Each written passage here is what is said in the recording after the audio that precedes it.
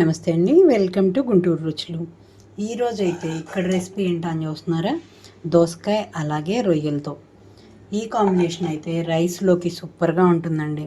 ఒక్కసారి అయితే ట్రై చేసి చూడండి, ఖచ్చితంగా నచ్చుతుంది. కంప్లీట్గా రొయ్యలతోనే గ్రేవీ కర్రీ చేసుకునే కన్నా ఇలా వెజిటబుల్స్తో చేసుకుంటే సూపర్గా ఉంటుంది.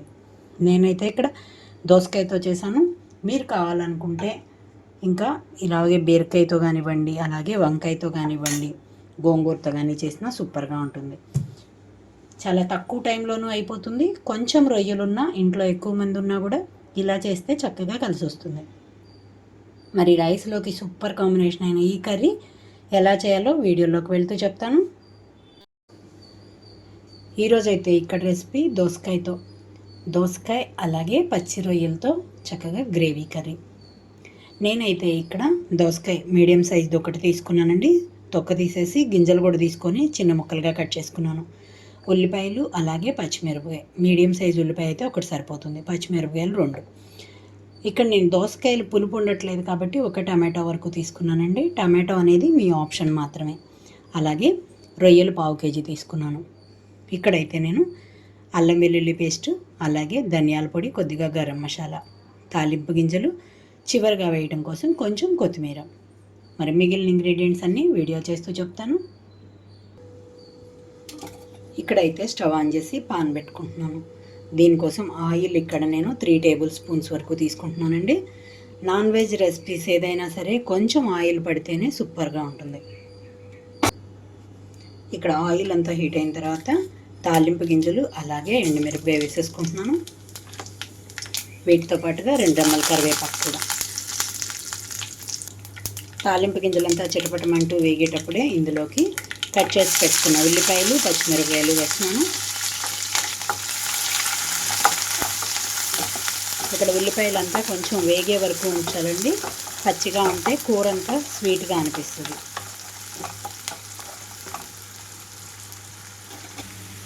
ఇక్కడైతే ఉల్లిపాయలన్నీ వేగిపోయినాయండి. ఇప్పుడు ఇందులోకి అల్లం వెల్లుల్లి ముద్ద 1 స్పూన్ వరకు వేసుకుంటున్నాను.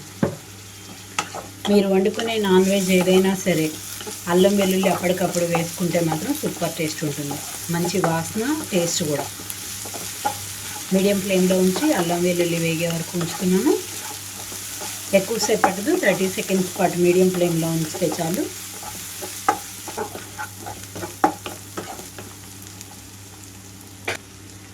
ఇప్పుడైతే ఇందులోకి పసుపు కూడా వేసేసుకుంటున్నాను.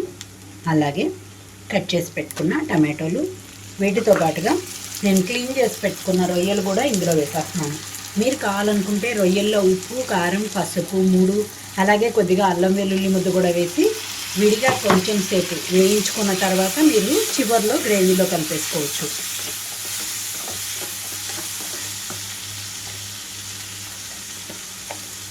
ఇప్పుడు సాల్ట్ వేస్తున్నాను. రుచికి తగినట్టుగా కాకుండా కొంచెం తగ్గించి వేస్తున్నాను. దోసకాయ ముక్కలు వేసాక ఇంకొంచెం సాల్ట్ వేస్తాను.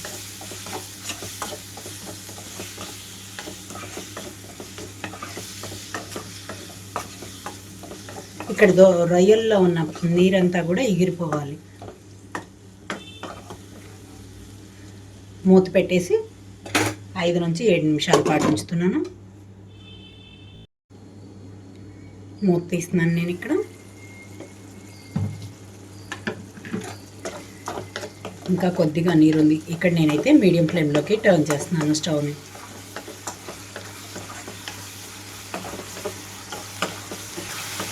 ఇక్కడ నీరంతా ఎగిరిపోయేటప్పుడే ఇందులోకి దోసకాయ ముక్కలు కూడా వేసుకుంటున్నాను. అలాగే కొంచెంగా ఉప్పు, ఇంతకుముందు తగ్గించి వేసుకున్నాను కాబట్టి దోసకాయ ముక్కలకి తగినట్లుగా వేసుకుంటున్నాను.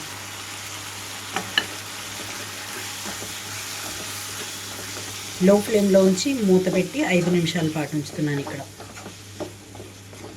ఇక్కడ నేను కారం కానీ, ధనియాల పొడి, అలాగే గరం మసాలాలు కూడా మొత్తం కూడా దోసకాయ 3 వంతుల వరకు ఉడికిన తర్వాత ఇందులోకి వేస్తున్నాను. ఇప్పుడు వాటర్ కూడా వేయకుండా మూత పెట్టేస్తున్నాను. దోసకాయలో ఉన్న వాటర్ సరిపోతుంది. మూత తీస్తున్నానండి ఇక్కడ. చూడండి, దోసకాయలో కూడా గ్రేవీ వాటర్ వచ్చింది. కానీ ఇంకా మీకు గ్రేవీగా కావాలి అనుకుంటే ఇంకా కొంచెం 1/2 కప్ వరకు వాటర్ అయితే వేసుకోవచ్చు. ఇప్పుడు ఇక్కడ నేను కారం వేయలేదు కాబట్టి కారం 1 స్పూన్ వరకు వేసుకుంటున్నాను. అలాగే ధనియాల పొడి 1 స్పూను, గరం మసాలా.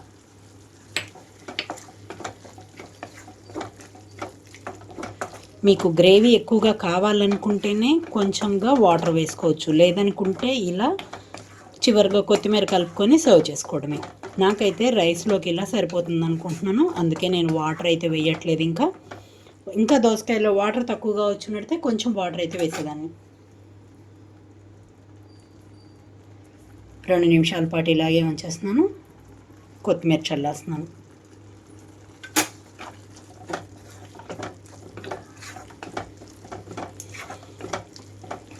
చూసారు కదా, దోసకాయ రొయ్యల కర్రీ రెడీ అయిపోయింది.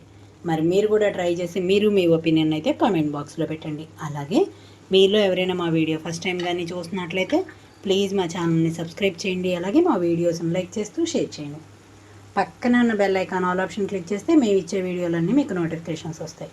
Please encouragement. Thank you for watching. Thank you. Stove off చేసేసి సర్వింగ్ బౌల్లో కూడా తీసుకుంటున్నాను ఇప్పుడు.